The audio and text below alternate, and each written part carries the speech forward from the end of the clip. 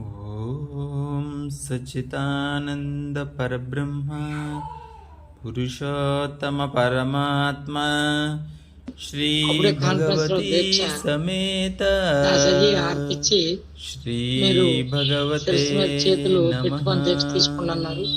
నేను ఓ ఆ దీక్ష సమయంలో నా చేతులు కాకుండా ఆడి చేతులు ఆడి పెట్టుకున్నట్టు ఊహించుకున్నాను. నా చేతులు నేను పెట్టుకుని దీక్ష తీసుకున్నట్టు ఊహించుకున్నాను. దీక్ష తీసుకున్నట్టు ఆ ఆరు సమయంలో ఊహించుకోవడం జరిగింది. ఆ తర్వాత మళ్ళీ సెకండ్ బ్లడ్ ఇవ్వడానికి డాక్టర్ గారి దగ్గరికి వెళ్ళి వచ్చాను. వచ్చినప్పటికి 11 లెగిచి బ్రష్ చేసి స్నానం చేసి టిఫిన్ తిన్నాడు. తర్వాత వచ్చినప్పుడు ఎలాగుందంటే, మేము ఏ విధమైన మందులు వాడలేదు, నేను రాత్రి తెచ్చిన మందే వాడాడు, బాగా ఉంది అన్నాడు.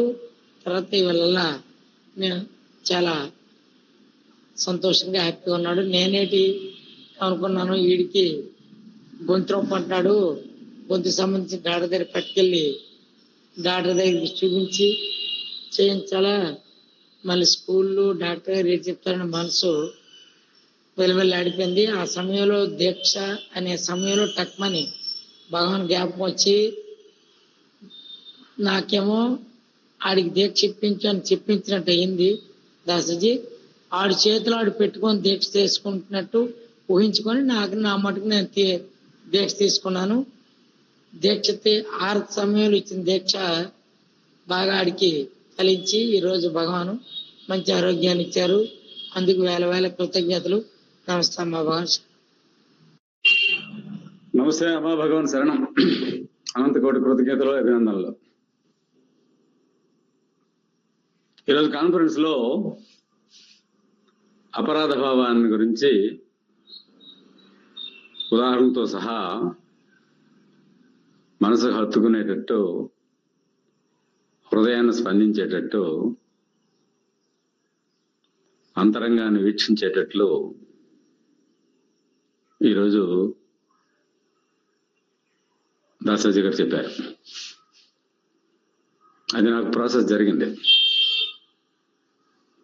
జనరల్ గా నేను నా దగ్గర అపరాధ భావం లేదు అనుకునేవాడిని. నేను మామూలు కాదు,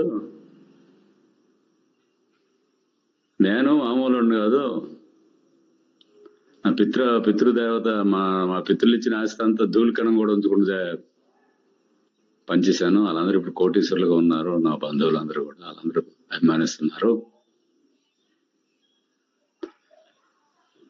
30 సంవత్సరాల నుంచి వచ్చిన జీతం అంతా కూడా, జీతం ఏ నెలది ఆ నెల 5వ తేదీకి అనేక కమ్యూనిస్ట్ ఉద్యమాలకి పనిచేసి ఇంత అవసరం తీరకుండానే, ఇంత అవసరం అక్కర్లేదు, ఏది నేను బతకవచ్చు, కట్టుబట్టలు ఉంటే చాలు అనే స్థితిలోనే గడిపాను. అది ఇప్పటికీ కూడా ఉంది నాకు. ఈ ప్రపంచంలో బతకడమే మాత్రం ఆ ధైర్యం అనండి, అది మొండితనం అనండి. దీంతో బాంధవ్యాలన్నీ బాగున్నాయి. ఒక్క ప్రధానమైనటువంటి బాంధవే అదే సెట్ అవడం లేదు. దానికోసమే నేను భగవాన్ దగ్గరికి రావడం జరిగింది, లేకపోతే అవదు. అది ఇప్పటికీ కూడా అలాగ ఉంది, కానీ ఎన్నో మార్పులు వచ్చినాయి. అది ఈవేళ కనిపించింది, ఒక్కటి మిగిలిపోయింది. దాని నుంచే నాకు ఎక్కువగా సఫరింగ్ ఇప్పుడుంది. అనేక ప్రాసెస్లు అన్ని కూడా చెప్తున్నారు, చేస్తున్నాము, భగవాన్ దగ్గర మాట్లాడుతున్నాను, అన్ని చెప్తున్నాను. కానీ ఒక కెథార్సిస్ లాగా ఈవేళ ఈ డీపెనింగ్ ప్రాసెస్, ఏది కాన్ఫరెన్స్, ఆ డీపెనింగ్ ప్రాసెస్ లో వచ్చేసింది. ఒక్కడే, నా భార్య చనిపోయింది, కొడుకున్నాడు, వాడికి ఏమి సెటిల్ చేయలేకపోయాను. అయితే చాలా వాడిని అద్భుతంగా బాగు చేసినాడు భగవాన్. నాలో అపరాధ భావం మిగిలిపోయింది. నన్ను చూసి ఆయన కూడా అపరాధ భావంలో ఉన్నాడు. ఇదే బాంధవ్యాలు కలవలేకపోతున్నాయి. ప్రేమ బాంధవ్యాలు రాకుండా ఉన్నాయి. ఇప్పుడు ఈ ప్రాసెస్ జరుగుతున్నటువంటి సందర్భంలోనే, అంతర్వేక్షణ జరుగుతున్నటువంటి సందర్భంలోనే ఫోన్ వచ్చింది. ఏదో పని తలపెట్టాము, దాని గురించి చాలా విచారంగా ఉన్నాడు. ఇప్పుడు కొన్ని వాడిని ఉద్దేశించి నేను ఇచ్చేశాను. ఈ అపరాధ భావం లోపల కనిపించాడు.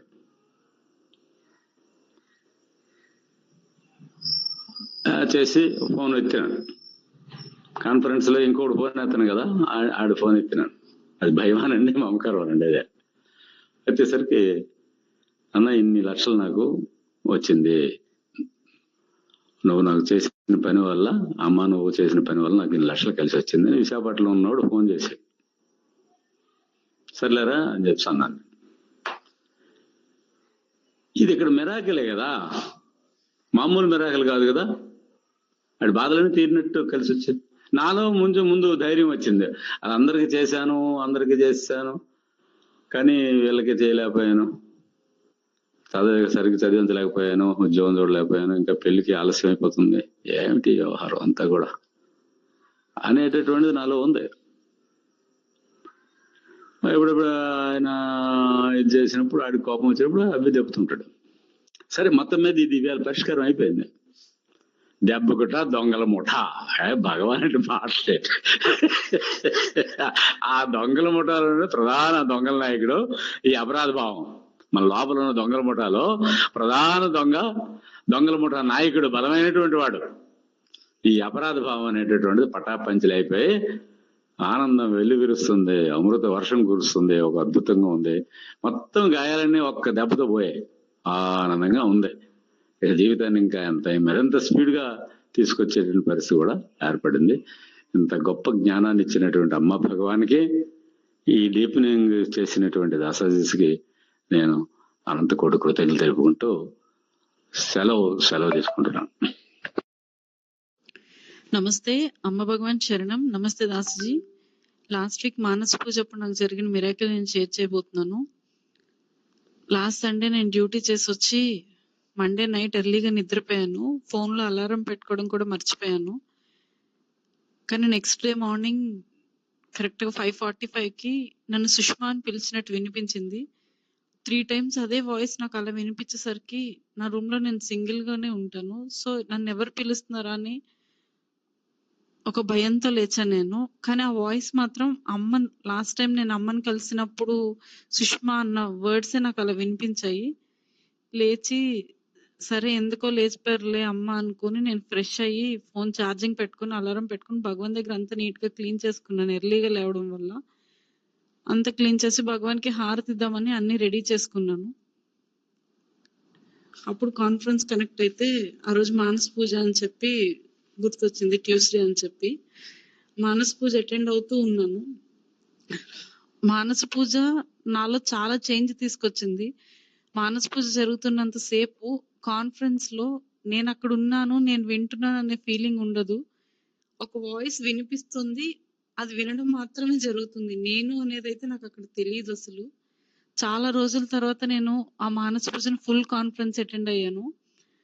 కూర్చుని ప్రేయర్ చేసుకుంటున్నప్పుడు నాకు నా చిన్నప్పటి నుంచి ఎప్పుడైనా హనుమాన్ని చూసినప్పుడు, హనుమాన్ హార్ట్ చీల్చి లోపల సీతారాముల్ని చూపించే క్యాలెండర్స్ చూసిన, అలా ఏమైనా హనుమాన్ చూస్తే నాకు కూడా నా భగవాన్ ఇలా ఉండాలి అనే ఫీలింగ్ ఉండేది.